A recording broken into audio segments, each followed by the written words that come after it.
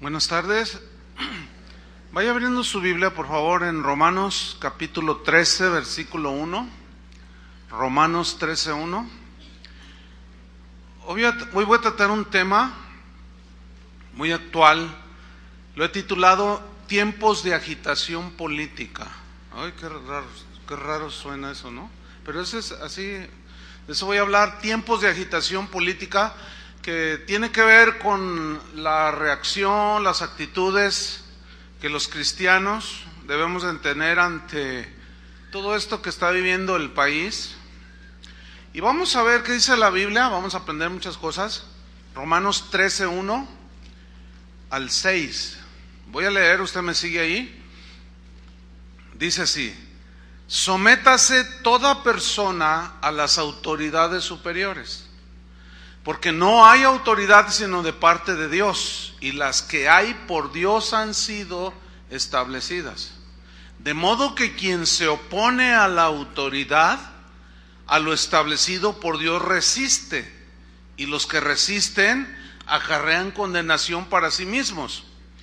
Porque los magistrados no están para infundir temor al que hace el bien, sino al malo. ¿Quieres pues no temer la autoridad? Haz lo bueno y tendrás alabanza de ella, porque es servidor de Dios para tu bien. Pero si haces lo malo, teme, porque no en vano lleva la espada, pues es servidor de Dios, vengador para castigar al que hace lo malo. Por lo cual es necesario estarles sujetos, no solamente por razón del castigo, sino también por causa de la conciencia. Pues por esto pagáis también los tributos o los impuestos, porque son servidores de Dios que atienden continuamente a esto mismo, que es gobernar.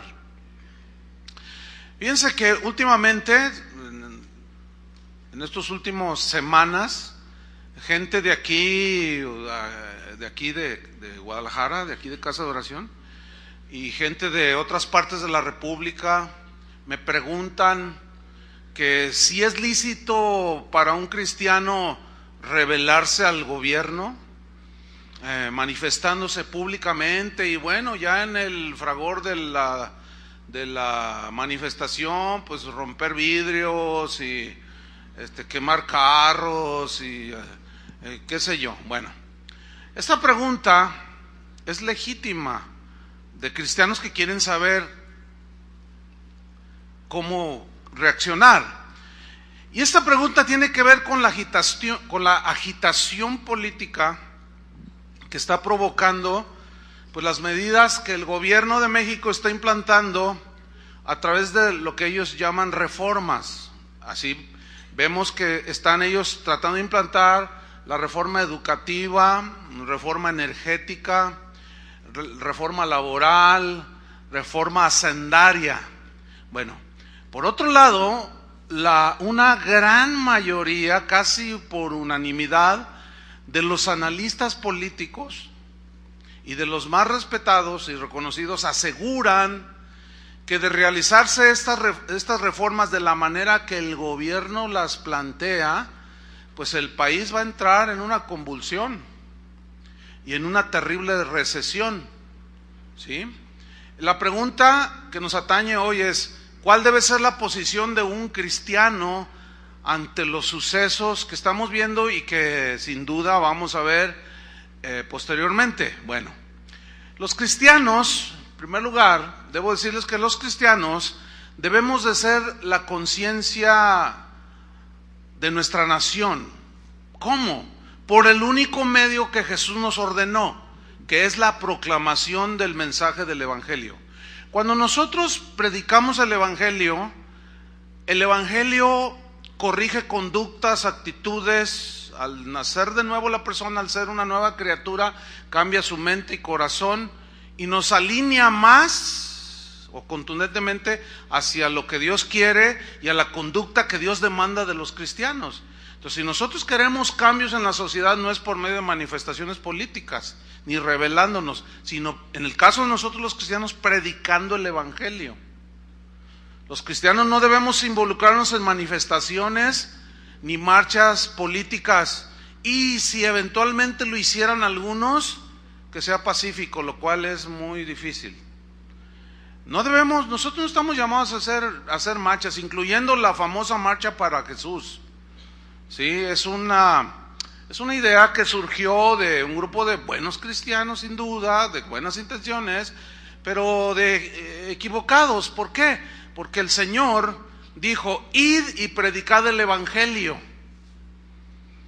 No nos mandó a hacer marchas para manifestar y hacernos patentes. Aquí estamos también los cristianos, se manifiestan los ferrocarrileros, bueno, ya no hay casi.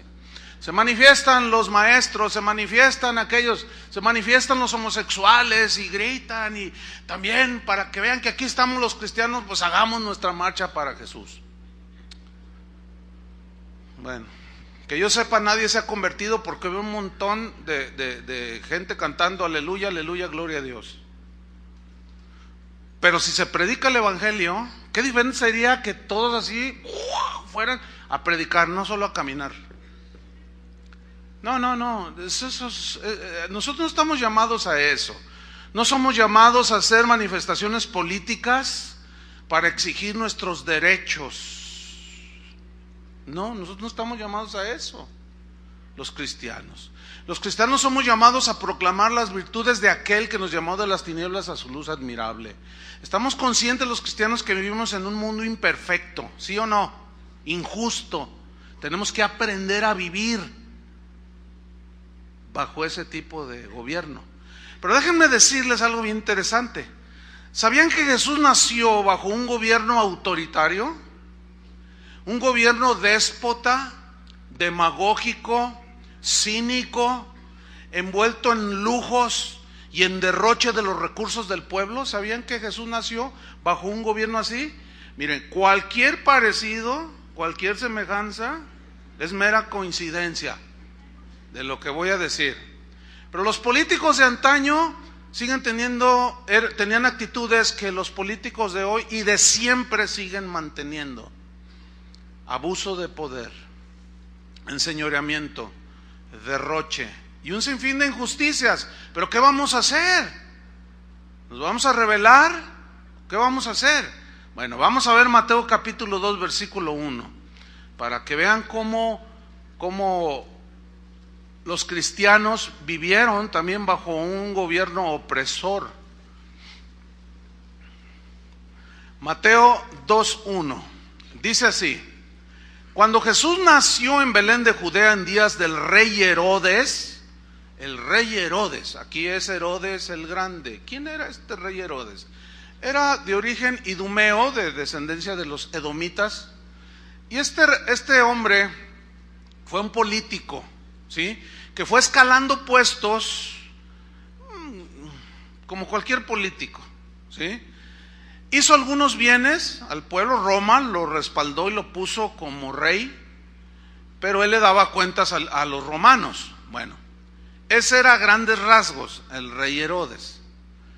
Dice que vinieron del oriente, sigo en el versículo 1, a Jerusalén unos magos, diciendo: ¿dónde está el rey de los judíos que ha nacido? Porque su estrella hemos visto en el oriente y venimos a adorarle. Oyendo esto, el rey Herodes se turbó. ¿Cómo que nació el rey? Yo soy el rey aquí. Competencia no, partido único. Aquí nada, aquí yo soy el rey. Entonces se turbó, dice, y toda Jerusalén con él. Y convocados todos los principales sacerdotes y los escribas del pueblo, les preguntó dónde había de nacer el Cristo. Y sin duda estos se fueron con la finta: ¡ay, ya se está convirtiendo! Mira, le interesa dónde nace el Cristo. Como todo un político, diplomáticamente hablando así muy, ¿me entiendes? Versículo 5, ellos le dijeron y le respondieron con la Biblia: en Belén de Judea, porque si así está escrito por el profeta, tú Belén de Judea. Ya les da la cita ahí. Luego en el versículo 7 dice: entonces Herodes, llamando en secreto a los magos, indagó de ellos diligentemente el tiempo de la aparición de la estrella. Y enviándolos a Belén dijo: id allá y averiguad con diligencia acerca del niño, y cuando le halléis, hacedmelo saber, para que yo también vaya y le adore. No, se puso espiritual. Típico de los políticos. Aquí tenemos un político en campaña, quiere votos, ¿verdad? Va y se mete con los testigos de Jehová y se hace testigo de Jehová. Y los testigos se la creen que se convirtió. Después va y se mete a la luz del mundo. Y los de la luz del mundo dicen: ya lo ganamos para nuestra, ¿verdad? Vamos a votar por ti. Y después junta a los pastores de las... o sea, los políticos se hacen, ellos son pragmáticos, o sea, se amoldan. Ellos buscan votos, tienen ambiciones, quieren, en fin, traen sus planes. Y ellos se hacen mormones, católicos, testigos, cristianos, luz del mundo, se hacen a todo. Digo, fíjese cómo los políticos siempre serán iguales. Ahora, aclaro, no todos los políticos son iguales. Generalizar no es sabio, pero una gran mayoría que sí. Ok, sigamos leyendo. Se pone espiritual aquí. Para que también yo vaya y le adore. ¿Será? Bueno, vamos a leer, versículo 12. Pero siendo avisados por revelaciones en sueños que no volviesen a Herodes, regresaron a su tierra por otro camino. Después que partieron ellos, he aquí un ángel del Señor apareció en sueños a José y dijo: levántate y toma al niño y a su madre y huye a Egipto, y permanece allá hasta que yo te diga, porque acontecerá que Herodes buscará al niño para matarlo. Escuchen bien. Los políticos, los gobiernos de todos los pueblos, de todas las naciones, incluyendo México, podrán engañarnos a nosotros. Podrán regalarnos y hablarnos las mejores promesas, que al cabo ya ven que la Biblia dice que prometer no cuesta nada, y también dice que soñar no cuesta nada. Entonces, bueno, ellos nos prometen y nosotros les creemos. ¿Saben ustedes de dónde viene la frase al pueblo pan y circo? Viene de esos tiempos. ¿Cómo era? Los romanos se enseñoreaban del pueblo. Cuando el pueblo se quería levantar porque sentían el yugo aquí y los agobiaban con los impuestos, con leyes injustas, los magistrados hacían lo que querían. Tipo, ¿dónde he oído eso? ¿Dónde he oído eso? Bueno, entonces la gente se sublevaba y se levantaban rebeldes, sediciosos en armas. Entonces, los políticos romanos de ese tiempo, lo que hacían es, se están levantando, no, regálales pan, despensas, uniformes, útiles escolares. Pongan mucha atención. Entonces la gente se calma, ¿no? ¿Y el circo de dónde? El circo les llevaban gladiadores. Era todo un espectáculo ver todas esas luchas de los gladiadores.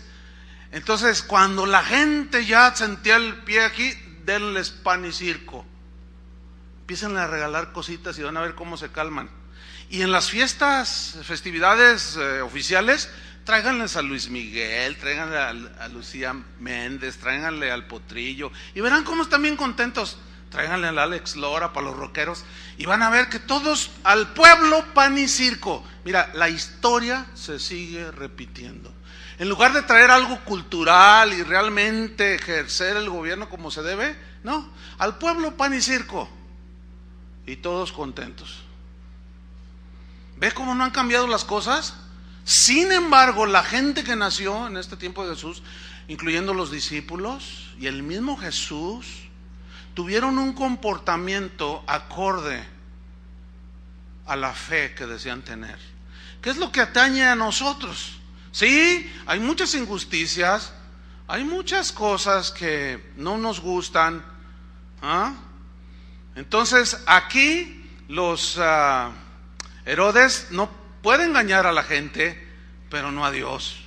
Y le dice: váyanse para Egipto porque Herodes buscará matar al niño, versículo 14. Y él, despertando, tomó de noche al niño y a su madre y se fue a Egipto. Y estuvo allá hasta la muerte de Herodes, para que se cumpliese lo que dijo el Señor por medio del profeta cuando dijo: de Egipto llamé a mi hijo. Herodes entonces, cuando se vio burlado por los magos, a quienes con lisonjas quiso convencer, con promesas bonitas, se enojó mucho. Ay, cuidado con que agarres un político enojado, porque va a ser prepotente y va a pisotear los derechos del que sea. Y mandó matar a todos los niños menores de 2 años que había en Belén. ¿Qué les parece? Y en todos sus alrededores, conforme al tiempo que había inquirido de los magos. Bueno, yo pregunto, ¿hay algún político actualmente en México que mande matar niños? No, al menos que yo sepa, no. Bueno, entonces, los tiempos en los que nació Jesús y vivían los discípulos, créanmelo, era peor que este tiempo. Y sin embargo, Pablo y Pedro hablaron de someterse a las autoridades. ¿Qué les parece? Bueno, sigamos adelante. El yugo de Roma, que pisoteaba las vidas, muchas cosas de los ciudadanos en Palestina, provocó que se levantaran grupos. Y en el Chiapas de Judea se levantaron varios grupos. Entre ellos estaban los celotes, con Z, no elotes, celotes, con Z. Y la palabra celotes viene de una palabra de donde se deriva celos. O sea, ¿de qué habla? ¿Quiénes eran los celotes? Eran nacionalistas judíos. Eran gente muy así, amantes de su nación, que se rebelaban contra las injusticias de los romanos. Ellos, de manera deliberada y desafiante, no pagaban impuestos.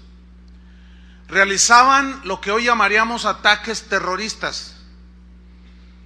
En Michoacán, provincia de Galilea, hacían emboscadas a los soldados romanos y luego corrían. Provocaban lo que hoy llamamos terrorismo. Esa palabra no existía en ese tiempo, ¿sí? Los celotes eran un partido de patriotas. Su movimiento comenzó con un tal Judas de Galilea, que clandestinamente empezó a sembrar su rebelión con la gente inconforme. ¿Por qué? Porque ellos sostenían que su violencia era justificada si su nación era liberada de la opresión extranjera.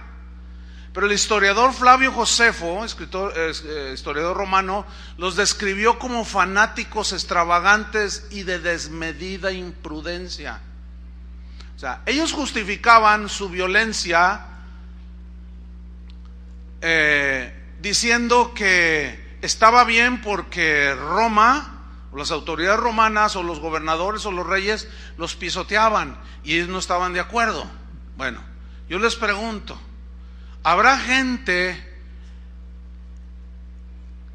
desagusto, que esté en disgusto, que no esté contenta por cómo se gobierna este país? Créanmelo que millones de mexicanos. Y sin dudarlo, aquí habrá un buen número de cristianos que estamos en desacuerdo. Yo estoy en desacuerdo en muchas cosas. Hay muchas cosas que no me gustan. ¿A cuántos de ustedes les gustan los impuestos? ¿Les gustan? ¿Y qué? Si no te gustan, no los pagas. ¿Cuántos llegan a comprar una licuadora y dicen, pero no me incluye el IVA, ¿Alguno de ustedes puede hacer eso? No, pagas o pagas. Pues ya lo quieren aumentar. Ya quieren meter el IVA en las medicinas, en las matrículas de los niños, en las colegiaturas. Y la gente está a desagusto. Y esto es un terreno propicio para la rebelión. Por eso la pregunta es legítima de algunos cristianos: ¿qué podemos hacer nosotros? En los años 80 se derivó en guerrilla una teología conocida como la teología de la liberación. Esta teología de liberación justificaba la violencia para derrocar al gobierno opresor. En este caso era el gobierno priista, en la cual se involucraron un montón de sacerdotes católicos y algunos pastores también, que justificaban la violencia, ¿verdad? Porque solamente con violencia podían derrocar la opresión, decían, de los caciques priistas. Bueno, los celotes eran extremistas, ¿sí? Ellos provocaron una guerra que se libró en contra de Roma en el año 66 después de Cristo. Cuando ellos se atrincheran, eran tan extremistas que al rato entre ellos mismos empezaron a pelear. Y claro, todo terminó en un debilitamiento y finalmente viene la caída de Jerusalén en el año 70 después de Cristo. Pero tuvo que ver el radicalismo y el extremismo de gente que a lo mejor sus demandas eran justas, pero la manera era incorrecta, ¿sí? ¿Saben ustedes que estos llegaron a ser asesinos de políticos? Ellos tenían acciones destructivas, sus intenciones eran derrocar al gobierno y al orden en ese tiempo establecido. ¿Sabían ustedes que Jesús entre sus discípulos reclutó a uno que era celote? Vamos a ver en Lucas 6, versículo 13.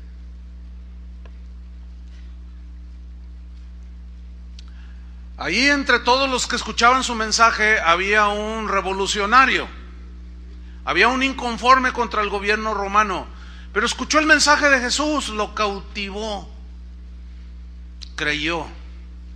Vamos a ver Lucas 6:13. Cuando era de día, llamó a sus discípulos y escogió a 12 de ellos, a los cuales también llamó apóstoles, o sea, enviados. Significa apóstol.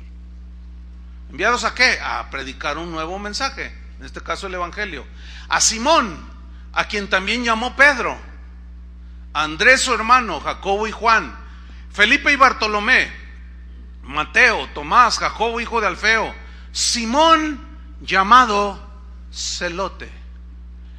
En Hechos 1:13, no lo busque, ahí es la narración cuando los 120 se reúnen en el aposento alto, ¿se acuerdan? Y entre esos como 120 estaba Simón el Celote. ¿Qué significa esto? Que sin duda, cuando se encontró con Jesús, este revolucionario inconforme por la opresión de Roma, cuando oyó el mensaje de Jesús, su corazón fue tocado.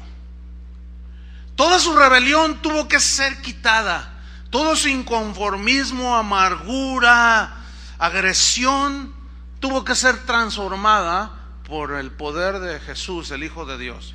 De tal manera que se convierte en uno de los discípulos de Jesús. Y Jesús lo llama para que fuera uno de sus apóstoles.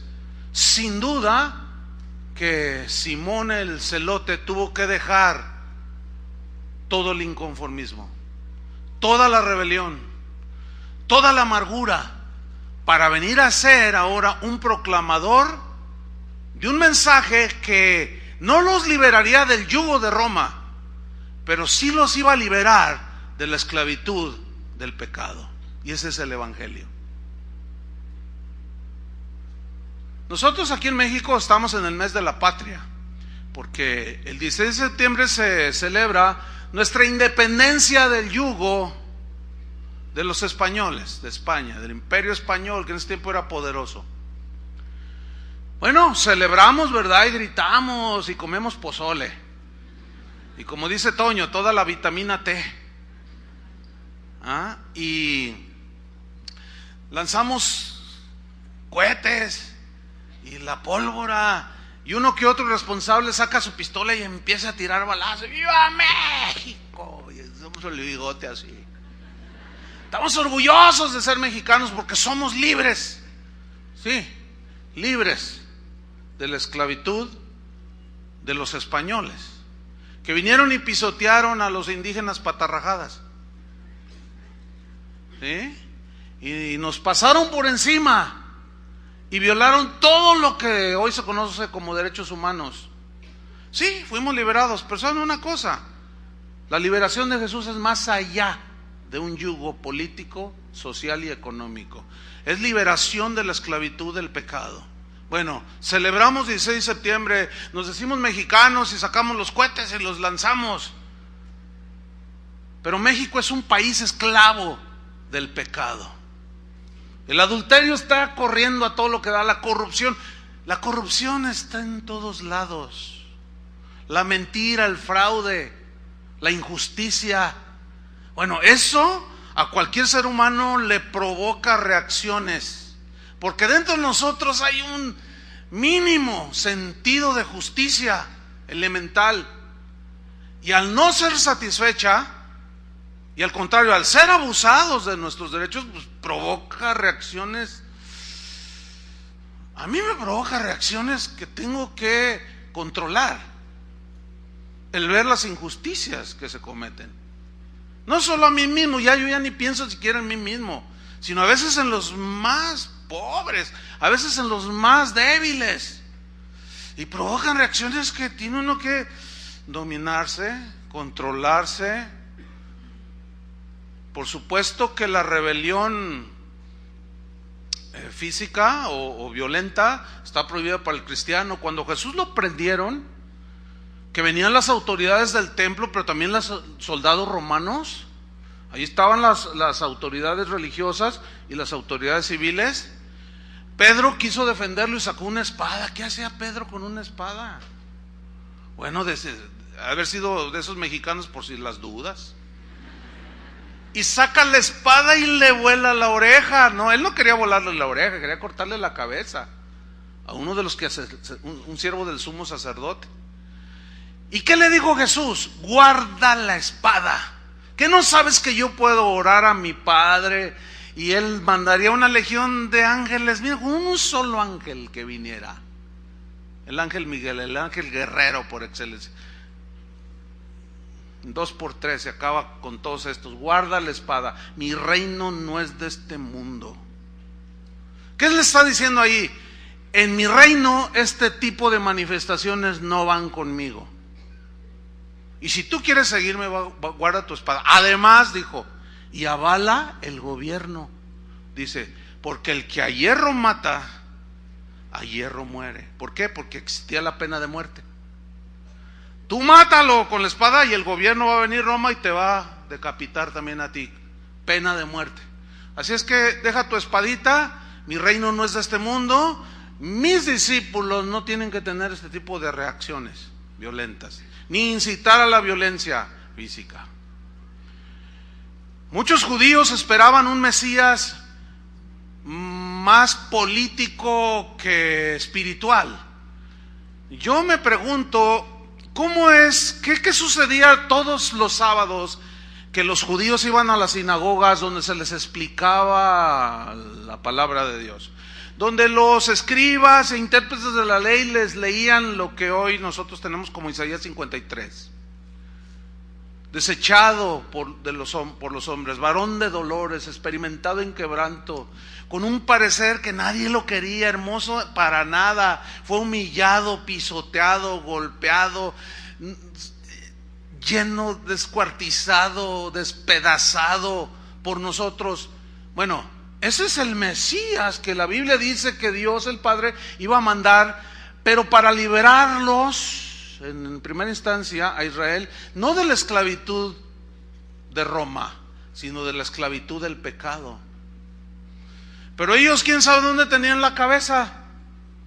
Jesús jamás hizo un llamado a la reforma política, ni siquiera insinuó semejante acción.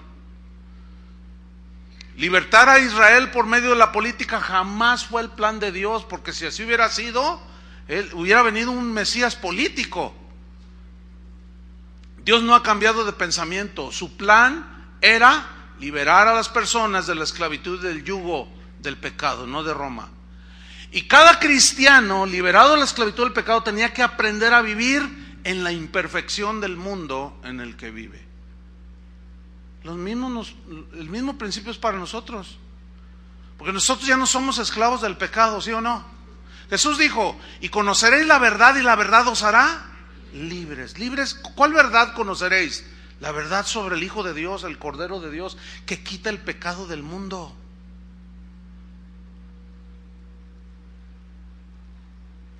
Cada persona necesita conocer, para fin de ser salvo, necesita conocer esta verdad de la obra de Cristo en la cruz del Calvario y creerla, para que por medio de la fe en ese sacrificio pueda obtener su salvación de manera gratuita.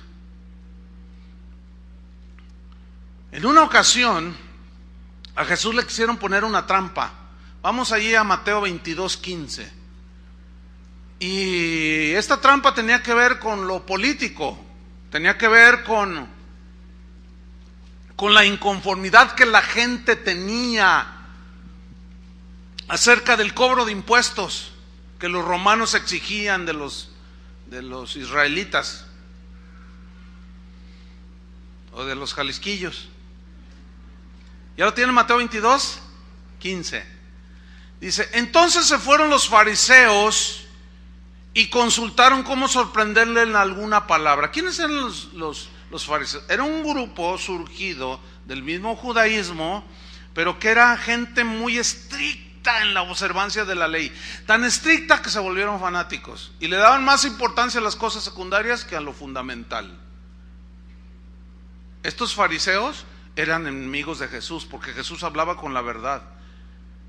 La ley decía que no profanarás el día de reposo, y Jesús sanaba en día de reposo, y esto no les gustaba porque ellos lo interpretaban como una violación al sábado. Y él decía, ¿qué es más importante, la persona o el sábado? Pues en la sabiduría de Dios es más importante una persona que un día, ¿sí o no? Pero para ellos su rigidez religiosa les impedía ver con objetividad los verdaderos valores. Entonces estos fariseos llegaron allí y consultaron cómo sorprenderle en alguna palabra. Versículo 16. Y le enviaron los discípulos de ellos, o sea de los fariseos, con los herodianos. Estos eran otro grupo. Mire, ¿sabe cómo me suena esto? Los fariseos y los herodianos tenían distintos pensamientos políticos y distintas definiciones religiosas también. Pero estos eran antagónicos. O sea, entre ellos no se podían ver el uno al otro. Se conocían perfectamente. Pero aquí se unieron. ¡Qué increíble! Se unieron para tenderle una trampa a Jesús. ¿Dónde he oído eso? ¿Dónde he visto eso? ¡Ay, ya me acordé! En los congresos, donde los políticos se agarran y se dicen, pues aquel diputado de tal partido es un mentiroso y a mí y luego el otro se sube, gracias señora diputada por decirme eso, pero también usted, y se dan unos agarrones y hasta a veces se han golpeado. ¿Los ha visto en la televisión? Y al calor de la discusión y toma y se moquetean ahí. Pero se ponen de acuerdo cuando se van a subir el sueldo. Ahí todos son hermanos y amigos. ¿Cuánto le subimos al pueblo su salario mínimo? Vamos a ser generosos, 4%. ¡Ay, gracias! Y nosotros, 30%. ¡Oh! Ahí sí se ponen de acuerdo. Ahí todos son amigos, hermanos, para aliarse en contra del pueblo. ¡Qué increíble! Bueno, tal parece que esta historia se escribió como para evidenciar lo que hoy está sucediendo. ¿Será así? Lo que sucede es que la corrupción en el hombre es ya, ahí está. Y los políticos de antaño siguen siendo como los de hoy, y con los de hoy, no todos, como los de antaño. ¿Por qué? Porque la corrupción está en el hombre, dice la Biblia. Y tenemos que, nos guste o no, aprender a vivir con la corrupción. El problema para nosotros es que seamos participantes de la corrupción. Ese es el reto para nosotros. Entonces, bueno, se juntaron los herodianos. Pero ¿quiénes eran los herodianos? Bueno, estos formaban un partido político que también tenía como objetivo expulsar del poder a los romanos. ¿Ah? Pero en este caso, su argumento o su meta es derrocar a los romanos para implantar la realeza de Herodes. O sea, por eso se llamaban los herodianos. Herodes tuvo muchos hijos, tuvo como 10 esposas, una de ellas la mandó matar. A 2 de sus hijos, que sospechó él que lo querían derribar del trono, los mandó a asesinar. Bueno, estos creían que por medio de la realeza, o sea, para que usted me entienda, eran los ricos, los de la alta sociedad, ahí en Palestina. Era un grupo que vivían de manera privilegiada, eran los ricos. Los herodianos pues representaban el partido político de los ricos, mientras que los zelotes representaban el partido político de los pobres. ¿Dónde he oído eso? Ah, ya me acordé. Los zelotes equivalen al PRD de aquel tiempo. Quienes velan, o sus intenciones, yo no dudo que sean genuinas, ven por los más pobres, tratan de darle terrenitos, aunque violen las leyes, quieren ayudarle a la gente, defienden al débil, y es loable la labor que hacen, porque de los pobres, que son los más en México, pues casi nadie los atiende. Y los herodianos, pues ¿qué partido se les hace a ustedes? Ahí se pelearían entre el PRI o el PAN, ¿no? Los ricos, los que gobiernan. Fíjese, unas familias querían gobernar, los ricos gobernando una nación. ¿Dónde he oído eso? Ah, ya me acordé. El año pasado estuve en Paraguay, la República de Paraguay. Es un país pequeño. Guadalajara tiene más habitantes que todo el país de Paraguay, nada más para que se dé una idea. Es pequeño, pocos habitantes, casi los doblamos. Y un miembro de casa de oración, él es un ingeniero, me dijo: oye, ¿no quieres conocer la hidroeléctrica que produce, más grande del mundo, que produce la mayor cantidad de electricidad en el mundo entero?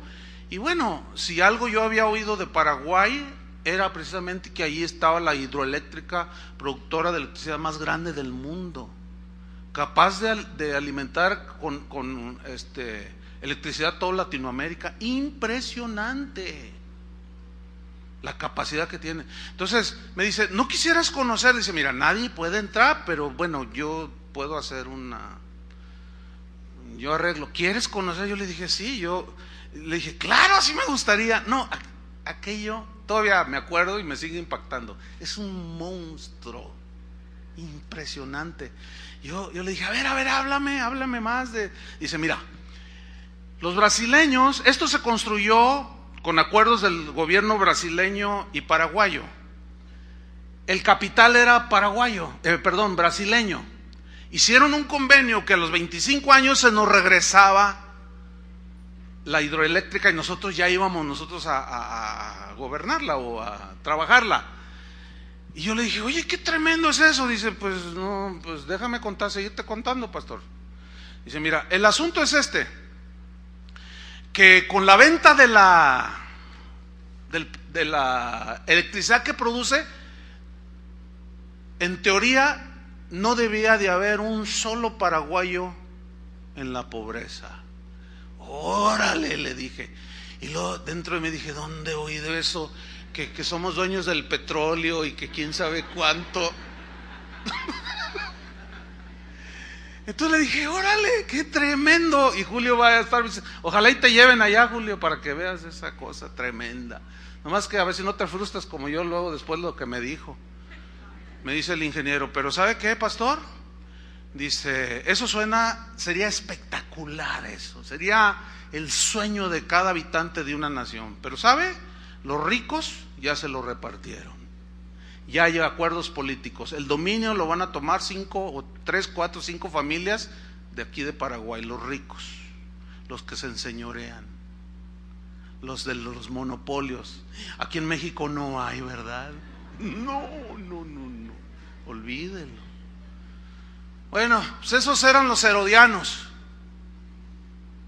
Seguimos adelante. Fueron los fariseos y los herodianos diciendo: maestro, suena bien eso de maestro, ¿no? Sabemos que eres amante de la verdad. Ay, qué lisonjeros son a veces los políticos, los inconformes reaccionarios. Sabemos que eres amante de la verdad. Hablan muy bien, y que enseñas con verdad el camino de Dios. Ay, qué impresión. Y que no te cuidas de nadie, porque no miras la apariencia de los hombres. Dinos pues, versículo 17, ¿qué te parece? A ver, ¿qué opinas? ¿Qué dices? ¿Es lícito dar tributo a César o no? O sea, ¿está bien pagarle impuestos a Roma? ¿Sí o no? Versículo 18.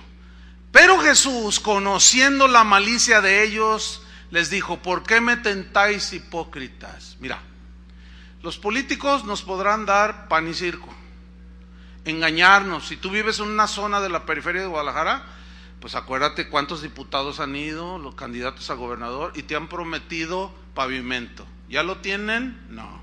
¿Les prometieron agua? ¿Ya lo tienen? No. Pero sí se compran camionetas de más de $1,000,000 para hacer su trabajo. Eso, como decimos aquí en México, enchila. Enchila eso, así como que, oye, qué mala onda, ¿no? Que no hay dinero para darles de agua a los pobres allá en las periferias, pero sí hay dinero para pagarle a la golfista famosa su torneo de golf. Eso enchila, ¿no? ¿Saben de lo que estoy hablando, no? Esto no tendrá mucho sentido a lo mejor para otros países que están oyendo, ¿no? Ellos tendrán sus asuntos que arreglar allá, pero los principios sí les van a ayudar. Pero hay algunas cosas que ellos no van a entender. ¿Cuál golfista? ¿Cuál? No, pues no les voy a decir cómo se llama, cuántos años tiene Lorena. Y se me hace a todas luces un mal gasto, ¿entienden? O sea, un derroche. No, pues a mí, yo nada más como simple humano, no como cristiano, no me gusta. No me gusta. ¿Pero qué? ¿Voy a ir a ponerles un petardo ahí al Palacio Municipal? ¿En el nombre de Dios? ¿Como las cruzadas? Pues no, porque a nosotros no se nos permite eso. Y bueno, ellos podrán engañar a todo mundo, pero a Dios no. Y a Jesús no lograron engañarlo.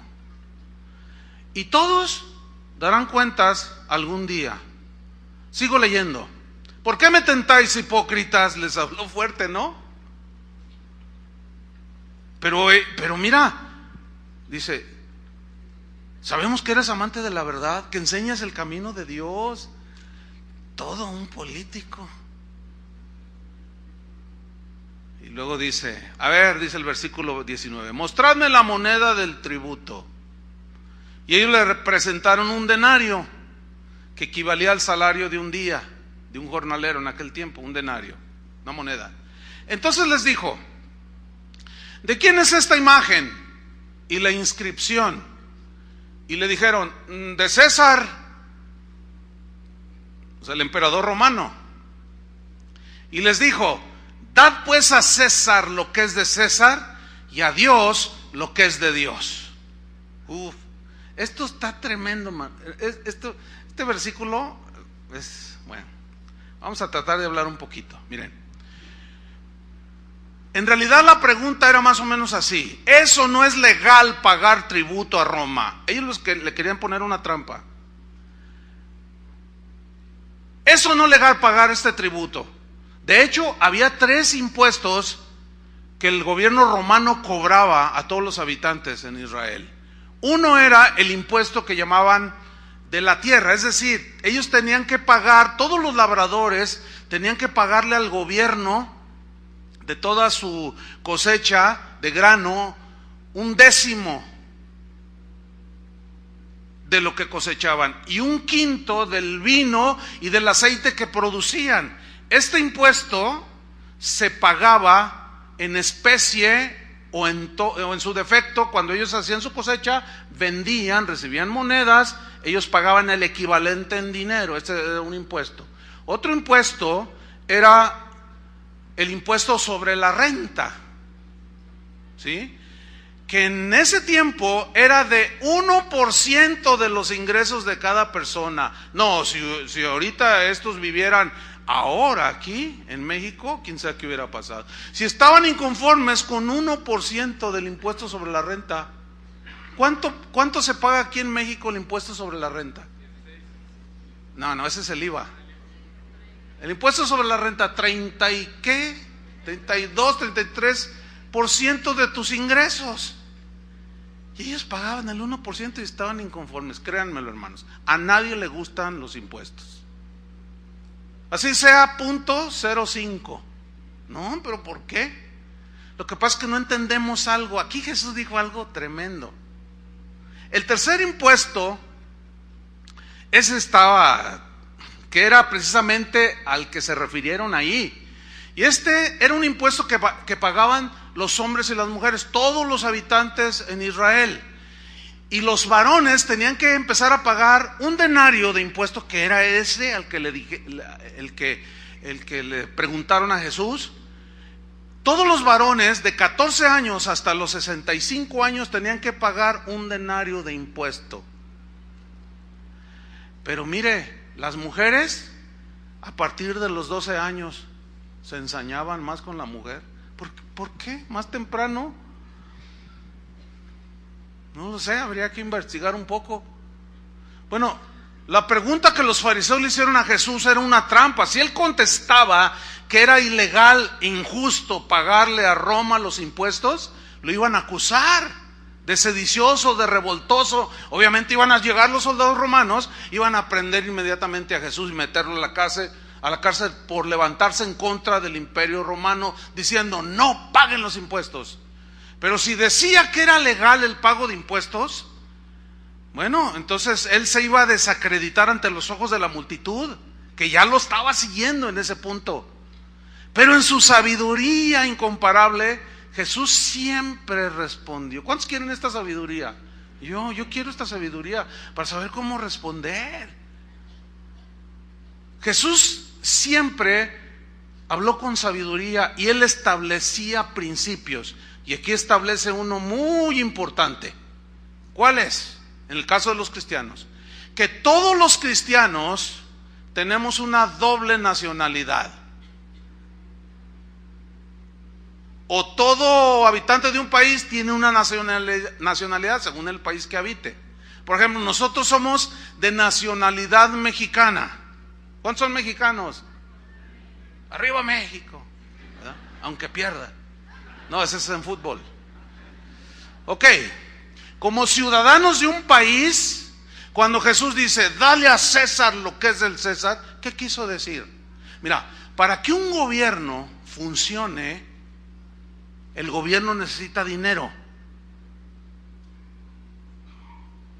¿Cuál es la manera en que el gobierno se hace de recursos para funcionar?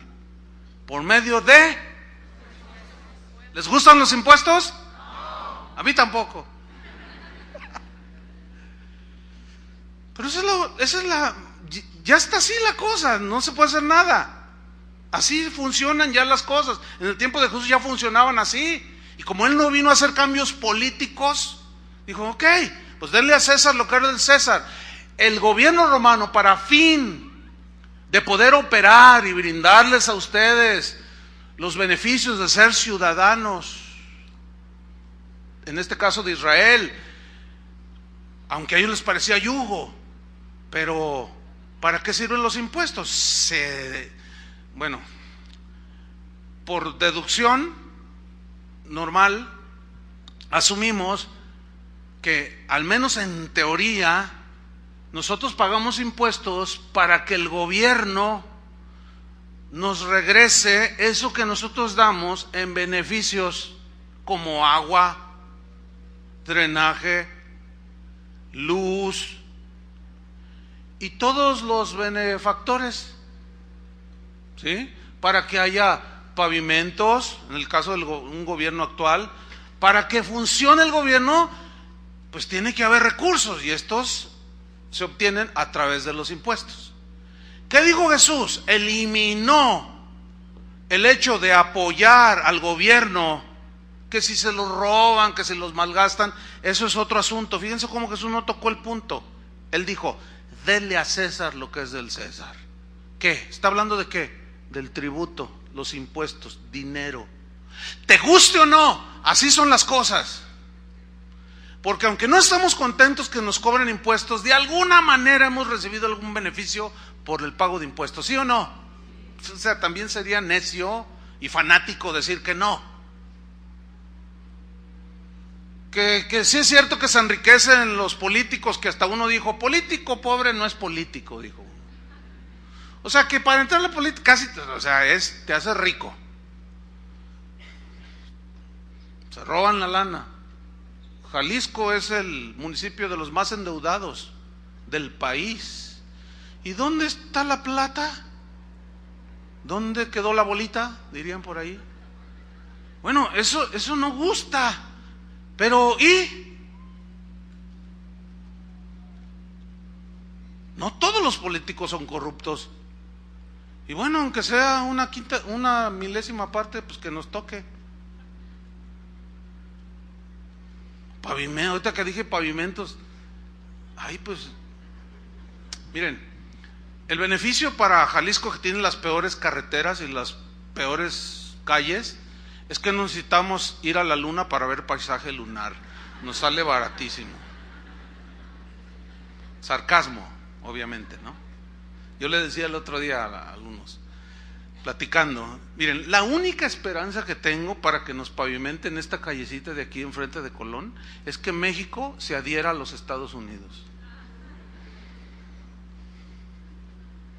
Allá no ves un hoyo, y si sale, no pasa de 2 días de que te lo tapan. Hay un hermano que se fue de aquí para allá, dice, a mí aquí me da gusto pagar los impuestos, dijo. Si bien son más hartos, allá el impuesto sobre la renta es de 40% en ciertos niveles, ¿no? Como ya profesionistas, ¿no? Como él, 40%. Dice, sí, pero ¿sabes qué? Tengo un montón de beneficios que los veo y no, cuando yo tengo que pagar impuestos, que tiene un sueldo significativo, no me duele. En México me dolió como no tienes una idea. Si mira, aquí van a reparar una calle y no lo hacen a las 7 de la mañana. ¿Qué el cerebro que Dios puso en el ser humano no es el mismo? ¿Por qué los gringos sí pueden trabajarlo y nosotros no? Y vemos a las cuadrillas bachando a las 7 de la mañana en pleno tráfico. Un día iba con Memo en una calle y tenía ciertos desperfectos, había llovido bastante. Y dijo, mira, me voy a ir por acá porque ya eran como las 11 de la noche. Le digo, ¿por qué? Dice, no, es que, ¿te acuerdas en la mañana cómo pasamos ahí que había unos 2 hoyos que hasta yo dije, oh, mira qué raro? Sí, me dijo, lo que pasa es que ya vi en las noticias, ya lo van a reparar esta noche y probablemente ya están ahí. Le digo, no, vete por ahí porque yo quiero ver, quiero gozarme, quiero soñar, que al cabo soñar no cuesta nada. Llegamos ahí por donde Tony tenía su casa y Martita, tuvimos que agarrar la desviación y nos paramos. Eran las 11:25, estaban trabajando. Pero mira, a la mañana siguiente me dice, él sabiendo lo que yo pensaba, me dice, nos vamos a ir por ahí. ¿A poco ya acabaron? Nos fuimos por ahí, todo miren. Y yo oré, dije, Señor, por favor, contéstame esta oración. Yo casi nunca te pido nada. La lateral de Colón, la lateral de Colón, Padre. No me ha contestado esa oración hasta ahorita el Señor. Pero no estoy amargado. Ya aprendí a cambiar mis llantas seguido. Tengo que aguantarme. Una hermana de aquí de la congregación se baja de un camión, una de las coordinadoras de los niños, pide la parada al camión, al colectivo, y se baja y había un bache Claro, el chofer no lo vio. Ella tampoco, ya se baja y se fractura la pierna bien feo, hermanos. No me gusta eso. No me gusta cuando no son capaces de tapar, pero sí de derrochar, de pagarle millones de pesos a un artista para que venga a darle circo. No me gusta. ¿A ustedes les gusta? Ay, hay un enojado. No se nos vaya a levantar en armas. Se ve que te molesta, hermano.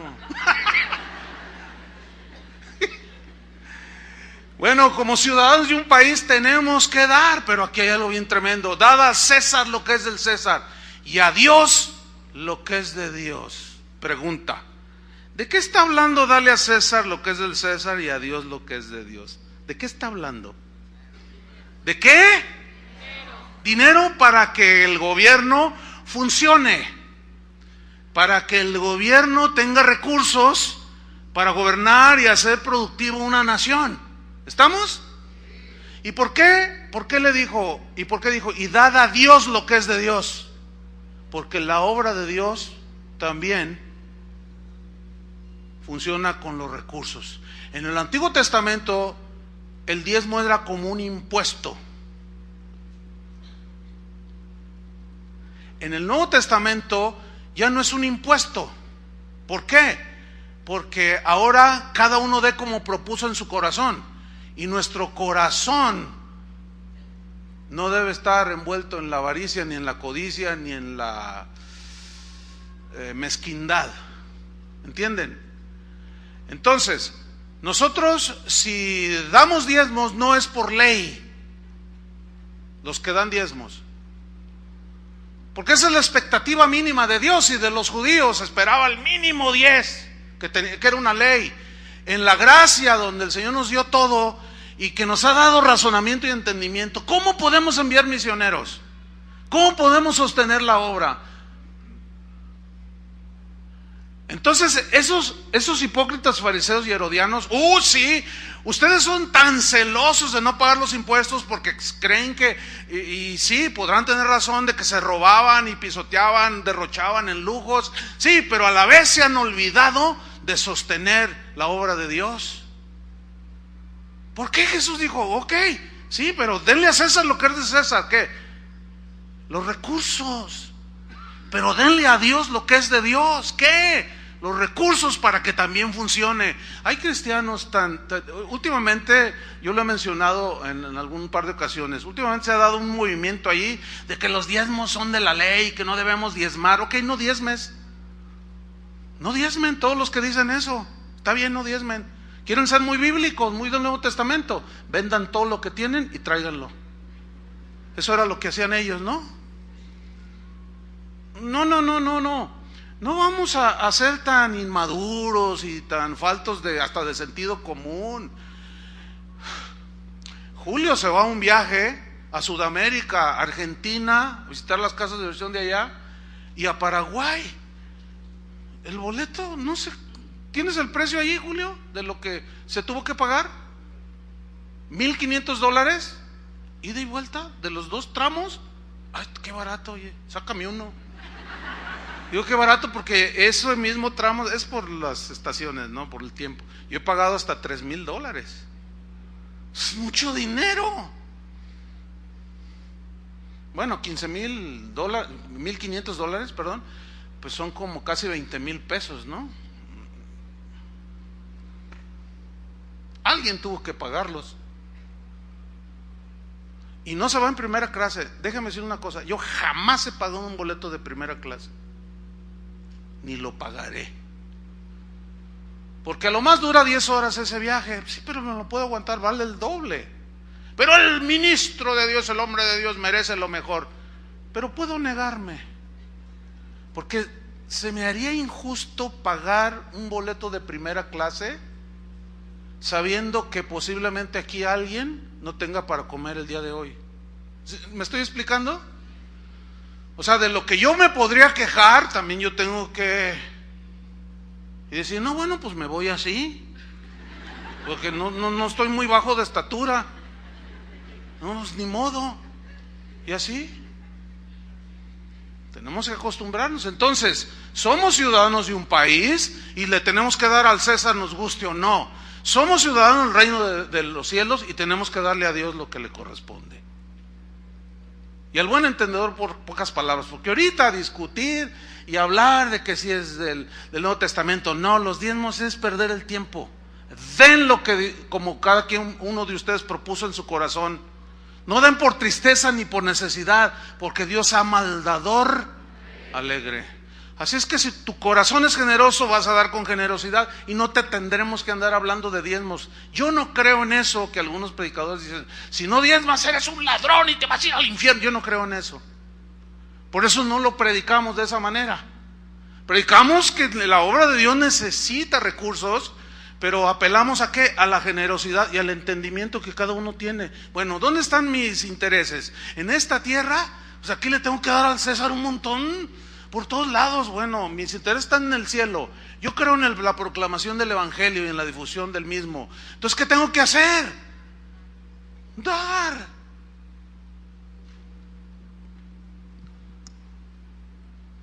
Aunque este no es el tema, pero aquí surge solo. Dad al César lo que es del César y a Dios lo que es de Dios. Ahora, para irnos sobre el final, ¿cuál es pues nuestra responsabilidad y actitud ante el gobierno y la autoridad civil? Bueno, vamos a Romanos 13:1. Romanos 13:1. Sométase toda persona a las autoridades superiores. Ok, someterse es estar bajo una autoridad que se supone es para beneficiarnos. Ok, tenemos que estar sujetos. La frase toda persona incluye a ateos, de todos, incluye a los cristianos. O sea, el mandamiento es para todos, estamos incluidos los cristianos. Sométase toda persona, ¿a quién? A las autoridades superiores. Aquí se refiere a las autoridades de los gobiernos de los países. Ok. Pedro, ponga una señal ahí en Romanos 13:1 y busque primera de Pedro 2:13. Para que vea cómo el apóstol Pedro con el apóstol Juan, con Santiago, todos están de la mano en el mismo pensamiento. El Pedro que sacó la espada para defender a Jesús violentamente, aquí ya en esta parte de su mensaje ya había entendido que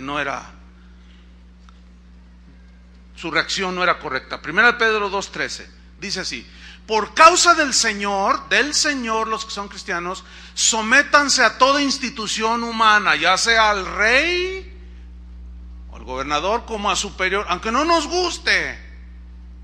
Versículo 14, ya a los gobernadores como por él enviados para castigo de los malhechores y alabanza de los que hacen el bien. Porque esa es la voluntad de Dios. ¿Cuál? Que haciendo bien, aquí se refiere a conducta, acciones correctas delante de Dios, haciendo bien, hagáis callar la ignorancia de los hombres insensatos, que dicen que los cristianos no somos iguales a todo mundo. No somos iguales. Versículo 16, como libres, pero no, o sea, como ciertamente estamos libres, pero no como los que tienen la libertad como pretexto para hacer lo malo, sino como siervos de Dios. Honrad a todos, dice el 17, amad a los hermanos, temed a Dios, honrad al rey. Bueno, ahora Pedro aquí, el que había sacado la espada, habla de sometimiento y de respeto, ya había entendido ahí. Ahora, viene una pregunta bien interesante, pongan atención, estamos llegando al final. Someternos a las autoridades significa que debemos quedarnos callados de la inmoralidad de las autoridades. ¿Va a parecer contradictorio? No. El demandar justicia ante las autoridades, o lo justo y lo bueno y lo equitativo, no viola los principios de Dios. Lo que lo haría sería la manera de hacerlo. ¿Entienden? Es como esto, es violatorio de la palabra de Dios que un hijo le diga a su papá de manera respetuosa una falta que el padre esté cometiendo. No. La Biblia dice: someteos los unos a los otros. De manera que si la demanda del hijo, oye papá, mira, con todo respeto, no le digas malas palabras a mi mamá, tú cállate. Está mal, y luego salen con la Biblia dice que te calles y que te sometas a mí. Y también hay autoridad y abuso de autoridad paternal. ¿Ven? Pero el hijo puede hacer un reclamo con respeto. Es lo mismo en el caso de nosotros. ¿Sí? Juan el Bautista no se quedó callado ante la inmoralidad del rey Herodes. Le dijo: rey, no puedes tener como esposa, como mujer, a la esposa de tu hermano.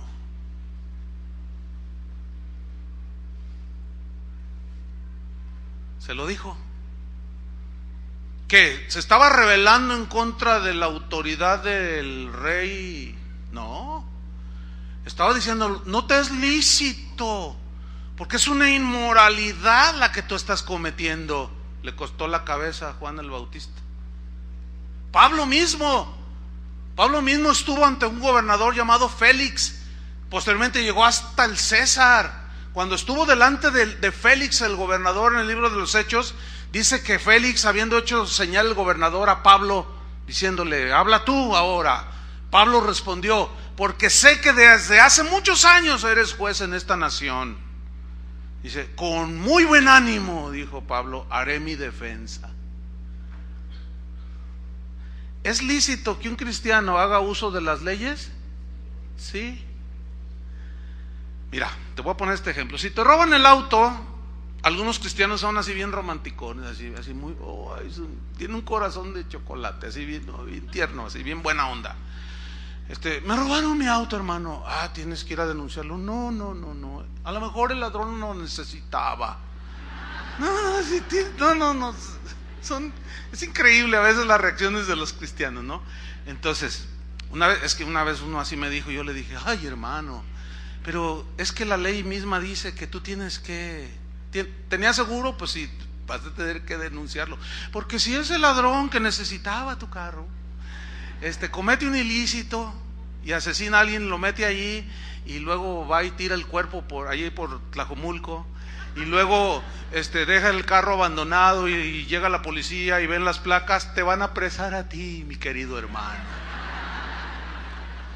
Hermanos, estamos en un mundo del cual no podemos evadirnos. ¿Entienden? Pues denle a César lo que es del César, pero también que si alguien me roba mi auto, yo no puedo mandar. Si alguien me fraudea a mí, comete un fraude, me dice: te vendo esta casa, ¿verdad? Y no es de él, y son escrituras falsificadas, no puedo decir: ay, necesitaba mi dinero. No, yo al conocer esto, dice la Biblia, en Romanos, en el capítulo que estamos estudiando, que las autoridades están para infundir temor al que hace lo malo, no lo que hace lo bueno. Si haces lo malo, teme, porque no en balde lleva la espada, o sea, significa el castigo. Entonces yo voy, oiga, allá un señor me dijo que me vendía su casa, y así, y me fraudió con tanto dinero. No era de él, la ha vendido 3 veces. ¿Quién es? Pues así, y aquí está una foto de él, y aquí está. Y algunos cristianos dicen: no, es que los cristianos debemos ser gente de paz. No confundan, hermanitos, la gimnasia con la magnesia, por favor. O sea, para eso están las leyes, ¿sí o no? Además, con nuestros impuestos funcionan. Que estén coaludidos con los mafiosos, ese es otro asunto. Y ya muchos ya no denuncian porque dicen: no, pues es que está complejísimo el asunto, hermanos, la verdad. Ay. Jesús tampoco guardó silencio ante las injusticias, ante los abusos, ni religiosos, ni de tipo social. También habló. Cuando él decía que los pobres siempre los tendréis entre vosotros. Eso dijo, ¿no es cierto? Pero los pobres son pobres porque el hombre abusa. El pez gordo se come al más grande, se come al más chiquito, al que es hasta cierto punto inocente, y abusa de él. Y entonces fíjate lo que dice Jesús: a los pobres siempre los tendréis entre vosotros, mas a mí no siempre me tendréis.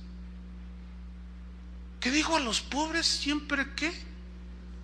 ¿Porque es su voluntad? No, sino es por el abuso del hombre contra el hombre. México cada vez se engrosa las estadísticas de los que están en suma pobreza. O sea, hay de pobres a pobres. Hay unos que están en extrema pobreza, esos son los que comen una vez al día o cada 2 días. Y los que están ingresando a las estadísticas de extrema pobreza son casi 40 millones de mexicanos. Oiga, no es posible, teniendo tanto petróleo. No, eso no me gusta, me enchila. No me gusta. Pero no puedo provocar la rebelión, ¿entienden? No podemos, no debemos. Entonces para nosotros no es eso. Jesús tampoco guardó silencio, pero jamás se le incitó a la rebelión y al levantamiento para que después hicieran el santuario de los mártires cristeros. Mire, hasta lo que hemos visto ahorita, ¿dónde queda eso? A ver, pues, no voy a explicar a los que oyen en otros países. Ustedes saben la guerra cristera que se originó aquí en los Altos de Jalisco, porque el gobierno quiso cerrar los templos y no se dejaron, ¿verdad? Y los que ahora son santos sacaron las pistolas y se agarraron y un matazón y los mataron y ahora son santos. Y ahora ya por haber agarrado las armas y haber defendido su fe, hazme favor. ¿Tú crees que eso cabe en el cristianismo? Pues no. ¿Ven cómo la Biblia desnuda cualquier cosa que no vaya de acuerdo con el Señor? Pues ya hasta ahora terminamos con el santuario de los mártires. Nada que ver, hermanos. Jesús, aún siendo el Señor del universo, se sometió al juicio injusto del gobernador Poncio Pilato. ¿Sabes quién soy yo? Que no tendría esa autoridad si no te fuera dada de arriba. Y como tienes una autoridad y el plan de Dios se debe de cumplir, yo me someto a un juicio injusto. Pero se lo dijo: no hay autoridad si no te fuera dada del cielo. O sea, habló, pero no le dijo. Y no sabes con quién le puso un descontón, ¿no? Si supieras quién, no, tampoco era prepotente. Entonces, cualquier inconformidad debe de hacerse en el marco de la ley, hermanos, y con respeto a las autoridades. Yo me solidarizo con los maestros de México, porque tal vez sus demandas son justas. Ellos se sienten que están siendo despojados de sus derechos laborales, que les están quitando algo que ellos se han ganado y que algunos otros abusitos por ahí, injustos también.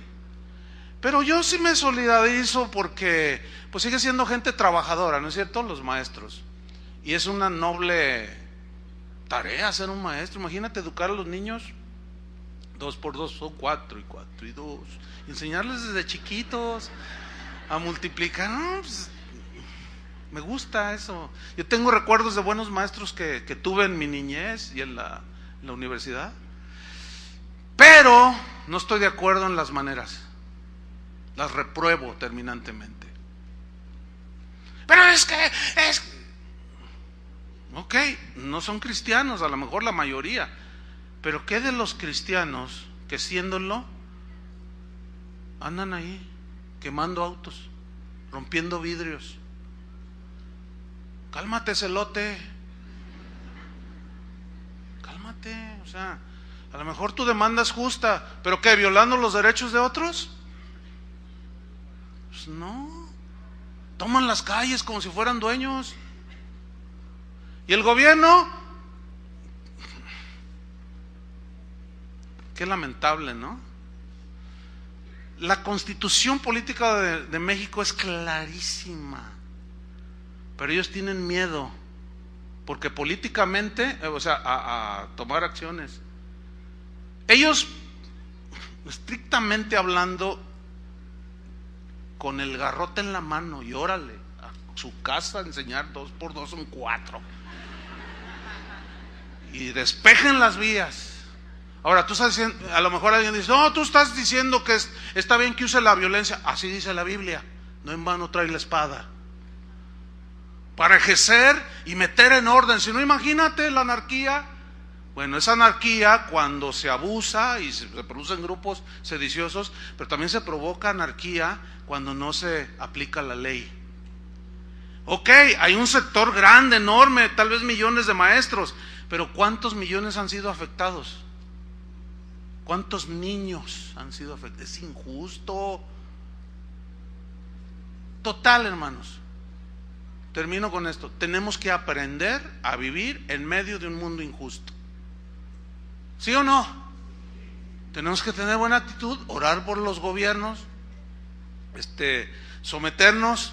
¿Pero qué? Termino con esto. ¿Qué? Si en determinado momento el gobierno emite leyes como esta, como la que está ya en proceso para las congregaciones cristianas y para todas las religiones, ya es un hecho, hermanos. El gobierno quiere obligar a todas las confesiones a casar homosexuales y lesbianas. Bueno, yo no tengo que decir mucho, yo sé lo que tengo que hacer. Esto sí les aseguro, jamás yo me prestaría a una cosa así. ¿Revoltoso? No, espérame.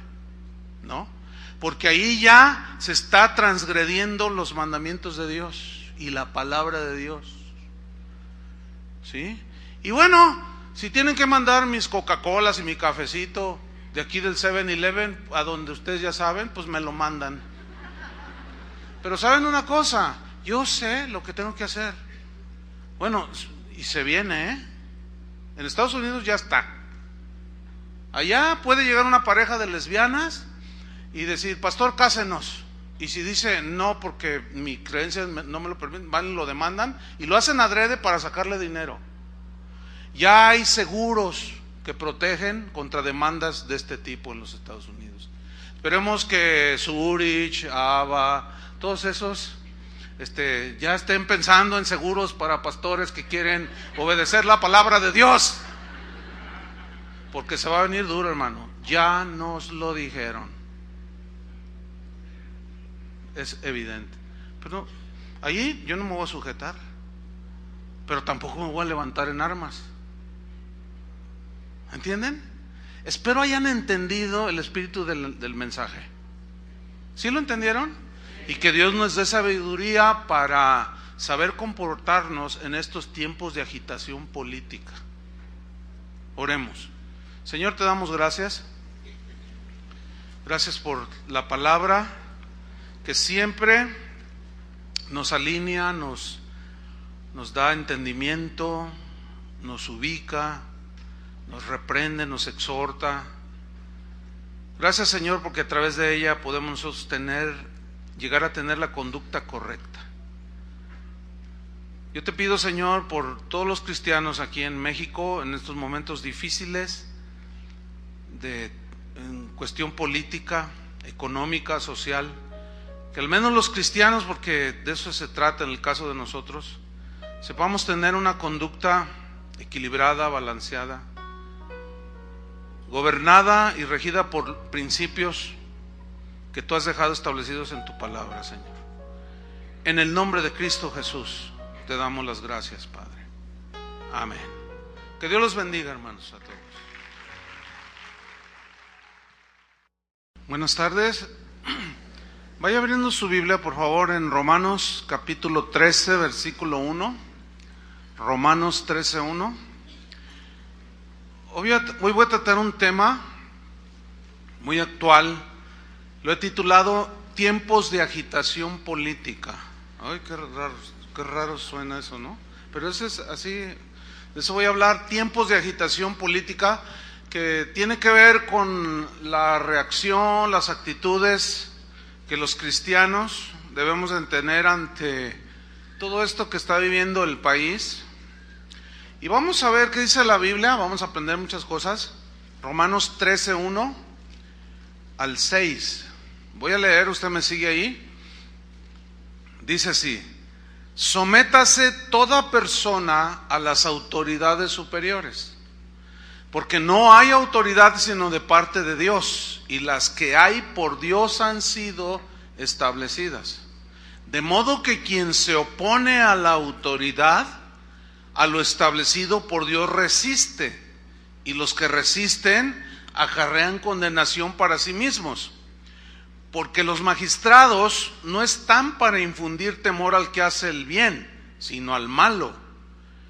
¿Quieres pues no temer la autoridad? Haz lo bueno y tendrás alabanza de ella, porque es servidor de Dios para tu bien. Pero si haces lo malo, teme, porque no en vano lleva la espada, pues es servidor de Dios, vengador para castigar al que hace lo malo. Por lo cual es necesario estarles sujetos, no solamente por razón del castigo, sino también por causa de la conciencia. Pues por esto pagáis también los tributos o los impuestos, porque son servidores de Dios que atienden continuamente a esto mismo, que es gobernar. Fíjense que últimamente, en estas últimas semanas, gente de aquí de Guadalajara, de aquí de Casa de Oración, y gente de otras partes de la República me preguntan que si es lícito para un cristiano rebelarse al gobierno, que sea pacífico, lo cual es muy difícil. Nosotros no estamos llamados a hacer marchas, incluyendo la famosa marcha para Jesús. Sí, es una idea que surgió de un grupo de buenos cristianos, sin duda, de buenas intenciones, pero equivocados. ¿Por qué? Porque el Señor dijo: id y predicad el evangelio. No nos mandó a hacer marchas para manifestar y hacernos patentes. Aquí estamos también los cristianos, se manifiestan los ferrocarrileros, bueno, ya no hay casi.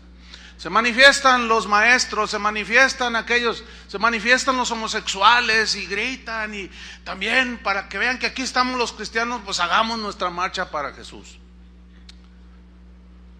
Bueno, que yo sepa, nadie se ha convertido, porque veo un montón de gente cantando aleluya, aleluya, gloria a Dios.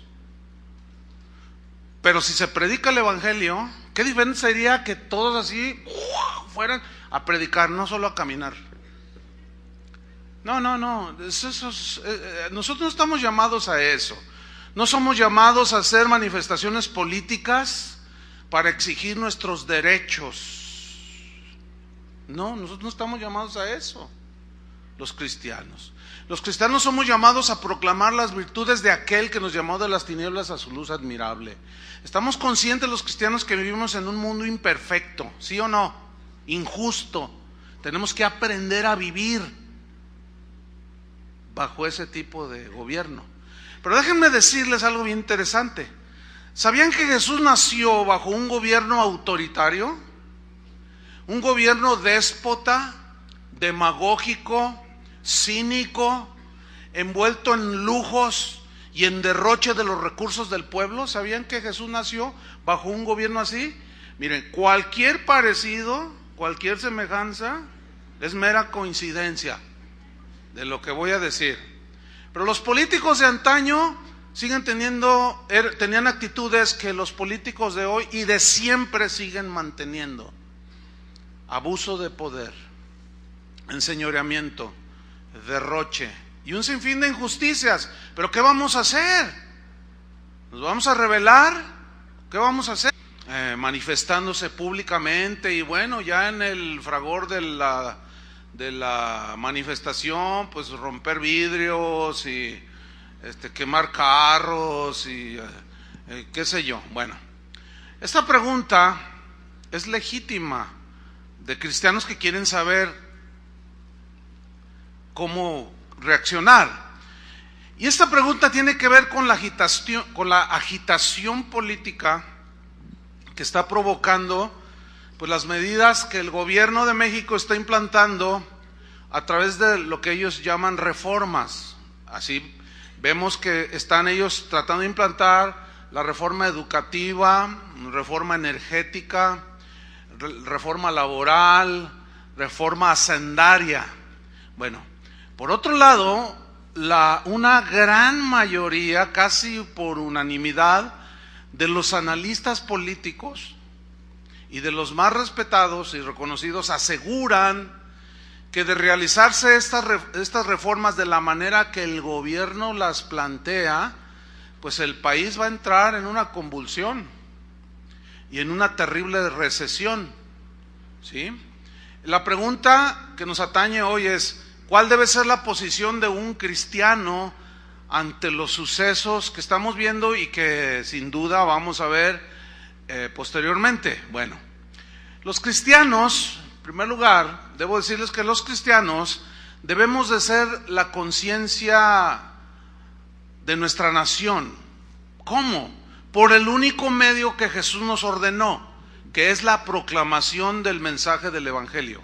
Cuando nosotros predicamos el Evangelio corrige conductas, actitudes. Al nacer de nuevo la persona, al ser una nueva criatura, cambia su mente y corazón y nos alinea más o contundentemente hacia lo que Dios quiere y a la conducta que Dios demanda de los cristianos.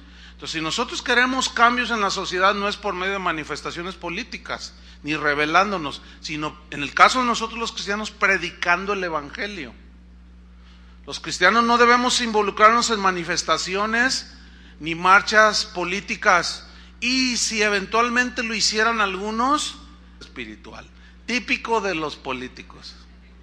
Aquí tenemos un político en campaña, quiere votos, ¿verdad? Va y se mete con los testigos de Jehová y se hace testigo de Jehová, y los testigos se la creen que se convirtió. Después va y se mete a la luz del mundo, y los de la luz del mundo dicen: ya lo ganamos para nuestra, ¿verdad? Vamos a votar por ti. Y después junta a los pastores de las... o sea, los políticos se hacen, ellos son pragmáticos, o sea, se amoldan. Ellos buscan votos, tienen ambiciones, quieren, en fin, traen sus planes. Y ellos se hacen mormones, católicos, testigos, cristianos, luz del mundo, se hacen a todo. Digo, fíjese cómo los políticos siempre serán iguales. Ahora, aclaro, no todos los políticos son iguales. Generalizar no es sabio, pero una gran mayoría que sí. Ok, sigamos leyendo. Se pone espiritual aquí. Para que también yo vaya y le adore. ¿Será? Bueno, vamos a leer, versículo 12. Pero siendo avisados por revelaciones en sueños que no volviesen a Herodes, regresaron a su tierra por otro camino. Después que partieron ellos, he aquí un ángel del Señor apareció en sueños a José y dijo: levántate y toma al niño y a su madre y huye a Egipto, y permanece allá hasta que yo te diga, porque acontecerá que Herodes buscará al niño para matarlo. Escuchen bien. Los políticos, los gobiernos de todos los pueblos, de todas las naciones, incluyendo México, podrán engañarnos a nosotros. Podrán regalarnos y hablarnos las mejores promesas, que al cabo ya ven que la Biblia dice que prometer no cuesta nada, y también dice que soñar no cuesta nada. Entonces, bueno, ellos nos prometen y nosotros les creemos. ¿Saben ustedes de dónde viene la frase al pueblo pan y circo? Viene de esos tiempos. ¿Cómo era? Los romanos se enseñoreaban del pueblo. Cuando el pueblo se quería levantar porque sentían el yugo. Bueno, vamos a ver Mateo capítulo 2 versículo 1 para que vean cómo los cristianos vivieron también bajo un gobierno opresor. Mateo 2:1 dice así: cuando Jesús nació en Belén de Judea en días del rey Herodes, aquí es Herodes el Grande. ¿Quién era este rey Herodes? Era de origen idumeo, de descendencia de los edomitas. Y este hombre fue un político, ¿sí? Que fue escalando puestos como cualquier político, ¿sí? Hizo algunos bienes al pueblo. Roma lo respaldó y lo puso como rey, pero él le daba cuentas a los romanos. Bueno, ese era a grandes rasgos el rey Herodes. Dice que vinieron del oriente, sigo en el versículo 1, a Jerusalén unos magos, diciendo: ¿dónde está el rey de los judíos que ha nacido? Porque su estrella hemos visto en el oriente y venimos a adorarle. Oyendo esto, el rey Herodes se turbó. ¿Cómo que nació el rey? Yo soy el rey aquí. Competencia no, partido único. Aquí nada, aquí yo soy el rey. Entonces se turbó, dice, y toda Jerusalén con él. Y convocados todos los principales sacerdotes y los escribas del pueblo, les preguntó dónde había de nacer el Cristo. Y sin duda estos se fueron con la finta: ¡ay, ya se está convirtiendo! Mira, le interesa dónde nace el Cristo. Como todo un político, diplomáticamente hablando así muy, ¿me entiendes? Versículo 5, ellos le dijeron y le respondieron con la Biblia: en Belén de Judea, porque si así está escrito por el profeta, tú Belén de Judea. Ya les da la cita ahí. Luego en el versículo 7 dice: entonces Herodes, llamando en secreto a los magos, indagó de ellos diligentemente el tiempo de la aparición de la estrella. Y enviándolos a Belén dijo: id allá y averiguad con diligencia acerca del niño, y cuando le halléis, hacédmelo saber, para que yo también vaya y le adore. No, se puso